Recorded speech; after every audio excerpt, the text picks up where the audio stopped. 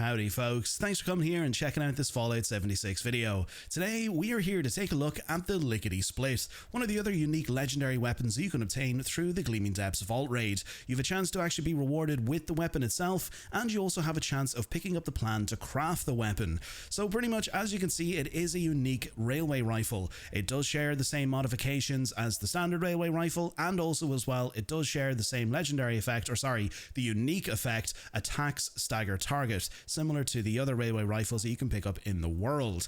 Now, when it comes to the actual legendary effects, compared to the Cauterizer, this one works a little bit different. Now, I could go into saying about, how all these legendary effects, they don't really suit the weapon, and, they're not really aimed towards, optimizing the weapon's full potential and all that kind of stuff. But to be honest, you know what? I am going to say it, because obviously, when it comes to future updates, I hope when mentioning little things like this, I hope, when it comes to future unique legendary weapons, that Bethesda might actually start to cater weapons towards how these weapons really perform well. So for example, as you can see, first of all, the first legendary effect that we do have is the Juggernaut's effect. So damage increases up to 25% as health increases. So obviously, if you want to optimize this weapon's full potential, even with the first star effect, you do need to sort of run a full health build. Now, you don't have to, because obviously, if you do run a low health build, you can really push the damage numbers on this weapon up even further, because that's the kind of trade-off when it comes to being a low health build. Obviously, all of those stats get boosted up, and also as well, when it comes to the mutations that you do run with being a low health build, that will also boost the damage even further again. But then moving on to the second star effect, we have plus 50% limb damage. Yeah, it's okay, good for a railway rifle, but there are better legendary effects. You can even, to be honest, in my own opinion, I probably would recommend even the explosive rounds, or even if you can, plus 50% crit damage. I mean, crit damage is absolutely incredible with a railway rifle. If you use railway rifles and you have been using them for a very long time, you'll know yourself exactly which legendary effects really makes a railway rifle shine. But when it comes to the last effect there, or should I say the third star effect, plus 250 damage resistance when reloading, to be honest, not worth it when it comes to the railway rifle, because that particular legendary effect, it's more sort of useful if you are using weapons where the reload speed is quite slow, because obviously it's there to support you and assist you if there are, enemies that are still shooting at you, or there's enemies getting up close and personal with you, that's where that particular legendary effect comes into play. So to be honest, probably a little bit better maybe for the likes of using heavy guns or just weapons that, reload particularly slow. So not really a good one for the railway rifle.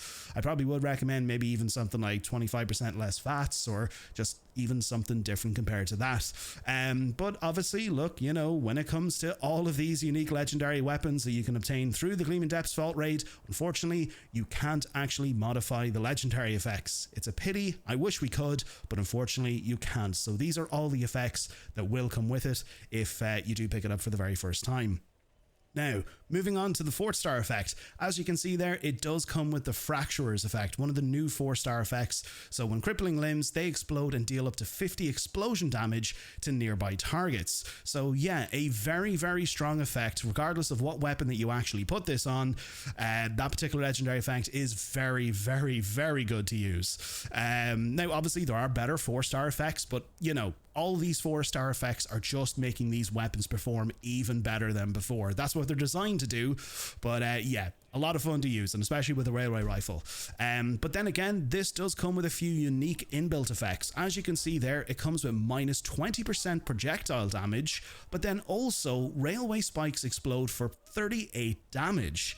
So yeah, that's the thing. So in combination with that 4th star effect, it really makes this weapon very, very fun to use. And I will actually show you a comparison here. This is the Lickety Split. As you can see there, the damage we are getting is 237 base damage, and if you compare that to my own sort of quad explosive railway rifle, we're getting 157 base damage. And now I do actually have the Fracturer's effect, so I've stuck it on this just to kind of show you the difference between the two.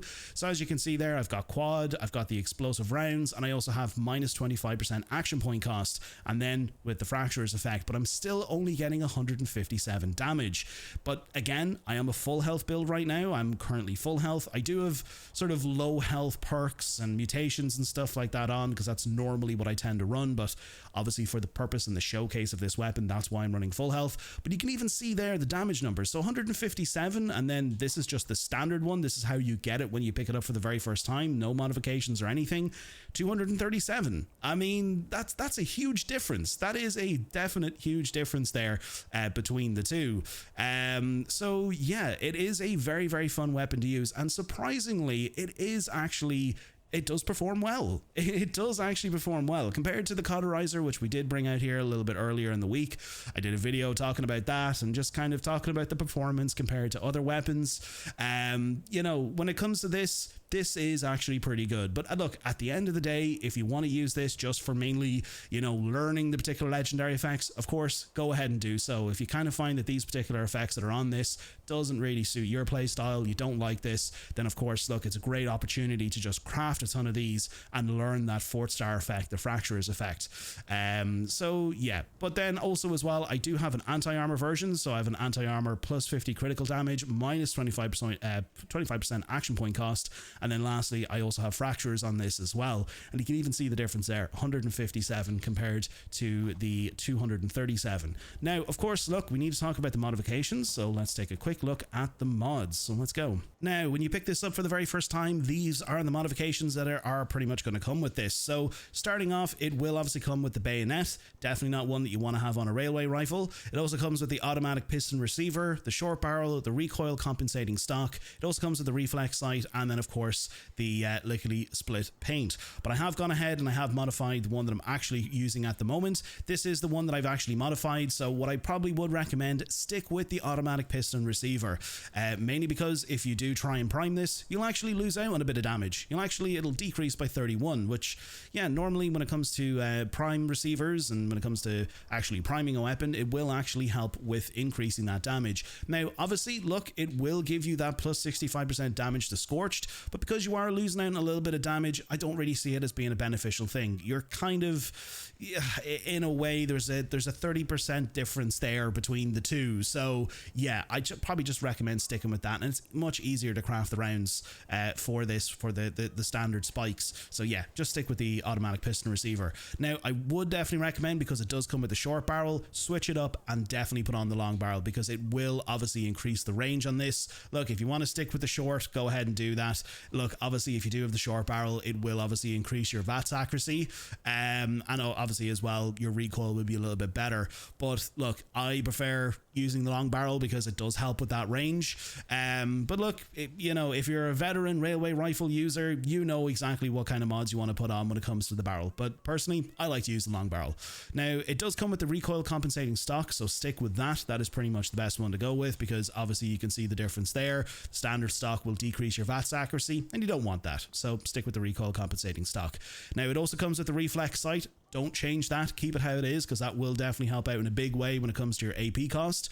But then when it comes to the muzzle, definitely take off the large bayonet, because as you can see there, the bayonet is actually decreasing the range on this. So definitely just stick with the standard or the no muzzle if you can, so definitely take that off. And then lastly, the paint scheme, that's entirely up to you. It comes with the Lickety split paint scheme. I hope in a future update, because you know, we can actually share mods like, you know, with different sort of unique legendary weapons. You know, for example, like the Cauterizer shares all the same mods as the standard chainsaw. This shares the same mods as the standard railway rifle. I hope in a future update we can actually you know, share the paint schemes for unique legendary weapons that we actually have, because, you know, I mean, at the end of the day, the paint scheme isn't doing any difference. You know, it doesn't change the weapon, it just visually changes it. And I mean, if we actually get the plan to learn it, we should have the plan for the paint scheme as well, that we can actually put on everything. But hey, look, hopefully they do that in a future update.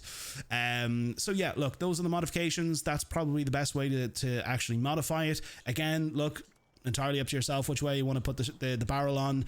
As I said, I like to go with the long barrel. But yeah, those are the modifications that we currently are running at the moment. So let's hop on over and take a look at the build. Now, when it comes to the build, I'm not going to go into this pretty much in great detail, because obviously, look, you know, if you are a railway rifle user, you'll probably know exactly how this is set up. It's just a standard commando build. But obviously, you know, we are going to be utilizing Demolition Expert to help with that explosive damage, because we can actually do that with this weapon. So that will actually help out in a big way with that. And then obviously, of course, if you do have explosive explosive rounds on your standard railway rifle, which I do. That's why I have this on as well, just to help with that damage.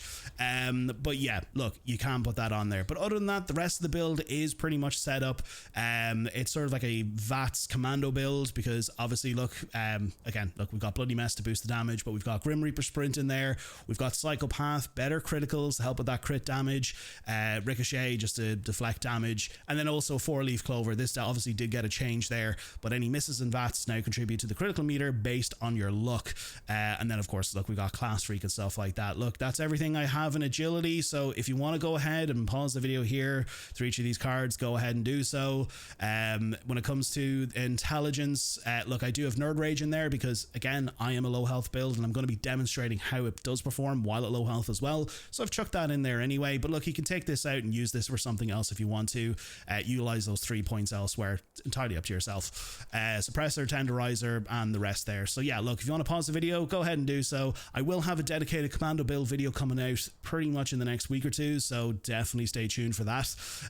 So I'll go into that in a little bit more detail. But anyway, when it comes to the legendary perks, we do have legendary luck, intelligence, endurance, strength, agility, and I also stuck on follow through. So range sneak damage increases damage to target by 40% for 10 seconds, just to help with that initial sneak attack damage. And look, if you want to swap this out for something else, look, go ahead and do so. You can pop on Farflung Fireworks. Yeah, look, that's a little bit gimmicky for that card, but look, there are other ones you can actually pop on there if you prefer to. So yeah, look, those are the legendary effects. That's pretty much the build. Now, what I probably would recommend, because again, as I said, when it comes to that second star effect, the plus 50% limb damage, yes, it is a good effect to have, but I probably would recommend, just to try and compensate for that, and we will be using that for our demonstrations in this video, I would recommend using Blight Soup. Definitely, if you can, because it will help out in a massive way when it comes to your critical damage. If you use Herbivore, obviously it'll boost it up. So as you can see there, we'll actually get plus 100% critical damage for 30 minutes. So we will be using Blight Soup for the demonstrations as well. So yeah, look, what we'll do is we'll hop on over, we'll check this weapon out, see exactly how it performs, and then we'll do a full health demonstration first, and then we'll swap over and we'll do a low health. So let's go. Now, just a quick thing before we do go down here and we take on our lovely super mutant behemoth friend down at this lake that we always like to go to. One thing that I did fail to mention, and obviously, look, when it comes to the likes of performance and things like that, the difference when it comes to the actual ammo capacity, that was one thing that I did fail to mention. So as you can see there, the ammo capacity on this weapon is 10. Quite low when it comes to what you could probably pretty much get with the likes of a quad, because obviously, look, when it comes to a quad, you can see there that the ammo capacity goes up to 40, so there is a major difference there, and you'll pretty much notice, especially if you are full health, the difference in that, and how, you know, having the likes of the quad effect would actually help out in a big way. But anyway, look, we're not here to, you know, pull at straws or pick up whatever the term or phrase or whatever terminology is, but anyway, let's go and test this and see exactly what it's like. So let's go down here and see if he is awake. Is he awake? He is. There we go. He's now up. Alrighty, so let's see exactly how this goes. So there you go. A little bit of server lag there for some reason. Don't know why that was. And he is charging at me.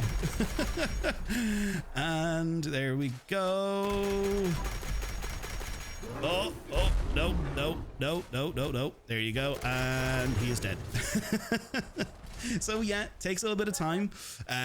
Again, look, it is fun to use and it does do its job. As you can see there, all the legendary effects were pretty much doing exactly what they were doing.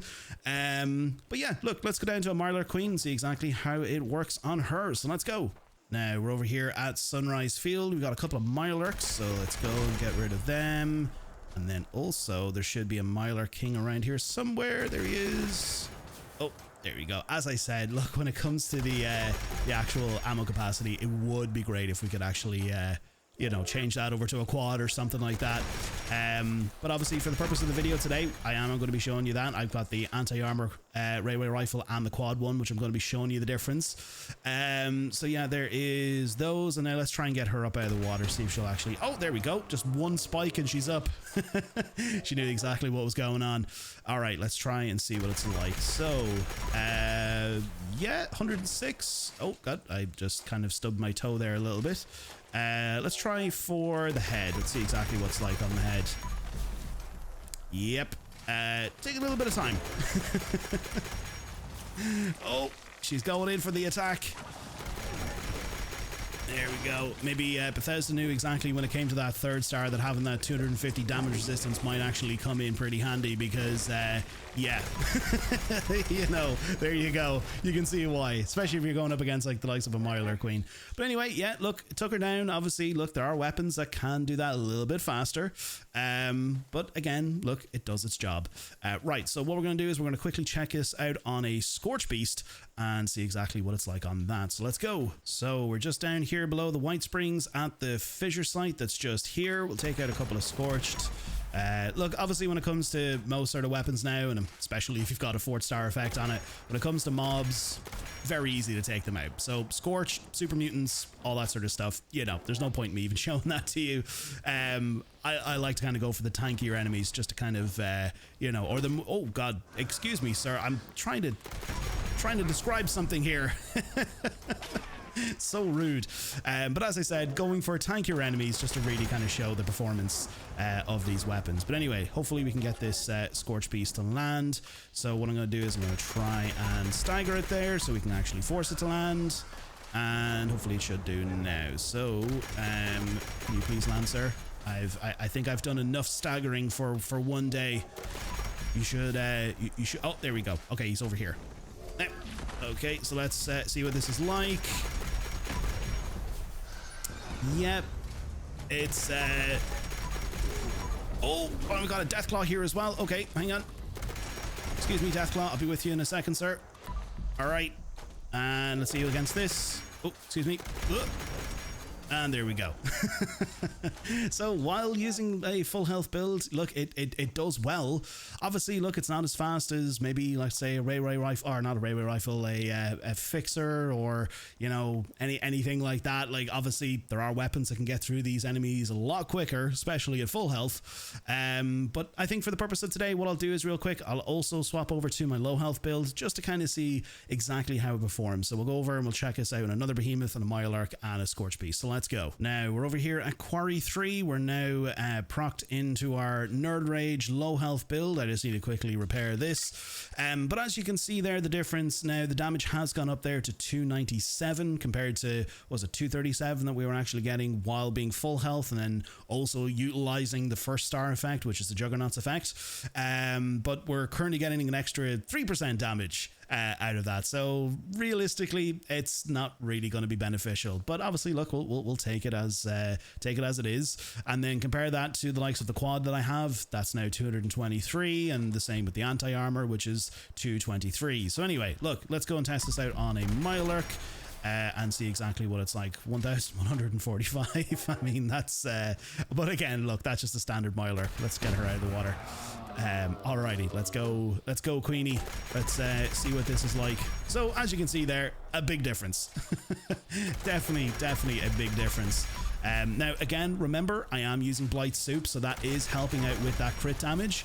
But as you can see there, a lot quicker to take her out while being at low health. And again, you know, I remember there was like an auto grenade launcher that we got. I think it was when Mutated Public Events first came in. Can't remember the name of it exactly. Just the name just escapes me. But I think I remember that the Juggernaut's effect was actually on that as well. And then again, while being at low health, that still performed better while being at low health. So to be honest, and I've said it in a couple of my videos already, please Bethesda, buff Juggernauts. Juggernauts definitely needs a major buff. From 25%, even stick it up to like, I don't know, stick it up to like 45 or 50% or something like that. It needs a really big buff, really to help out with those full health builds. But anyway, look, let's go over and check it out on another Super Mutant. So let's go. Now down here at Pylon V13, we've got a Fog Crawler there, making quick work of the Fog Crawler. We've got another one as well, so we'll get rid of that one. So there we go. Now let's quickly try and navigate through the trenches here and get on over here to this guy. So there he is. Now let's just quickly try and go into sneak, and here we go. Oh, I got staggered there and I needed to reload. But as you can see, a lot quicker. But again, as I said, look, that's the trade-off when it comes to being a low health build. Obviously, you're getting a lot more buffs there while being at low health. obviously, look, it's a good thing. But I think it just kind of shows, as I mentioned there previously, when it comes to the Juggernaut's effect, it definitely needs a major buff. I'd love to see that at some stage. There's definitely a few legendary effects I think definitely need a buff. But yeah, look, as I said, when it comes to mobs as well, very easy to get through, and we also showed that while we were at full health. You know, you can even see there going through super mutants, got half a clip in there, and I still took him down pretty easily. But again, low health. So it probably would be better to show you that at full health. But again, look, there's not much point getting through mobs. It's quite easy. But I think, to be honest though, that 4th star effect, that Fracturers effect, really helps out with this in a big way. And then again, because of the unique built-in effect, the actual railway spikes explode for 38 extra damage. I think that's what really makes this shine. And you're going to see that now momentarily when we actually just hop on over and try it, like the anti-armor and the quad and stuff like that.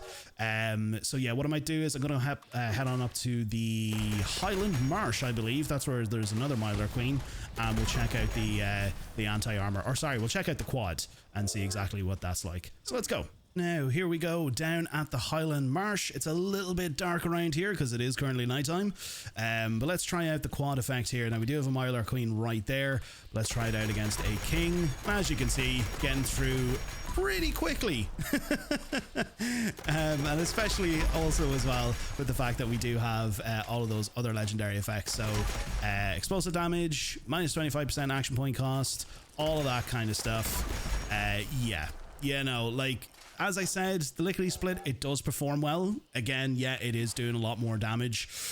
What normally it should be doing over the likes of a quad or an anti-armor, but you can still see the difference, like especially having that quad effect just right there. That helped out in a major way. And obviously because like we do have explosive rounds, we also have minus 25% action point cost, all of that kind of stuff. And then also coupled on top of that, I said that I did actually stick in the Fracturers effect. So you can see that, like, as I mentioned, I really do hope in future updates that they do cater weapons like this, you know, towards what these weapons are really capable of and what people normally tend to use. You know, like, as I said, quad would be a great one for the 1st star. 2nd star, either explosive or plus 50% crit damage. But you can even see there right now, like, the difference. Like, yeah, I'm getting 297 out of that, but right now I'm getting 223, and we're still able to get through you know, that Mylar Queen quite quickly. I don't think there's another Mylar Queen on the map, but yeah, I think I've taken them all out at this stage. But even, like, let's say we want to hop down and try down a Scorched Beast, you can even see the difference there. So let's do that. And here we go, down at the fissure site just below with Toga, and we're going to try this out real quick on a Scorched Beast. We'll get rid of these mobs here real quick. Get rid of them. As you can see there, making very quick work of them, and you can pretty much see there that the quad is very useful to have. But we're here to try and get this guy's attention here real quick. Let's try and even get him out of the sky. Very capable of doing that with a railway rifle for sure. But let's get through these mobs real quick. Now, there we go. Oh, he's landing anyway. But even before he landed, there you go. That is the difference there. But yeah, as I said, the Lickety Split, it is good fun to use. It is very powerful. But again, as I said, it would be amazing, absolutely amazing, if we could change that 1st star effect. I know, look, to be honest, it's probably going to fall on deaf ears. It's probably not going to change, but please, Bethesda, at some stage, please let us modify these particular weapons. There are weapons that we can modify, you know, like we have been able to modify other weapons in the past, like the Holy Fire, and, you know, I think the Elder's Mark as well. We're able to modify those. So please, at some stage, I really hope that we can modify these, especially because, like, that particular inbuilt effect, those railway spikes explode for plus 38 damage, that would help out in a massive way. But again, look, if you're a veteran railway rifle user, you'll know exactly what legendary effects that you like to run. But yeah, I've had a ton of fun using this for today. I really do like the Lickety Split. I think it is good. I've been using it more over my standard railway rifle. Like, don't get me wrong, the quad that I have, the quad explosive, and the anti-armor one that I have, very powerful weapons. Probably perform a little bit better. You can even see from the demonstrations. But I think it's just primarily because of that quad effect. Even if they just upped the ammo capacity of this from 10 to even, like, maybe even 15 or 20, that would be a huge difference for this. Like, yeah, definitely just increase that if you can. Please, Bethesda, I would love that. And then also as well, Juggernauts definitely needs a major buff. But anyway, look, let's wrap this video up for today and let's hop on out of here. So let's go. However, that's everything for today. Let me know your thoughts down in the comments on the Lickety split and your experience so far with the unique legendary weapons you can obtain. As always, if you found today's video informative, consider giving the video a like and consider subscribing to the channel so you never miss out on future videos. To our channel members and subscribers, thank you for your continued support and helping the channel to grow. If you're picking up anything over on the Bethesda Gear store and you'd like to support the channel, you can use my creator code BT76GLEAM until December 20th to receive 20% off your entire purchase. Until next time, stay safe out there in the wasteland, welcome to Vault 93, and I'll catch you all in the next video.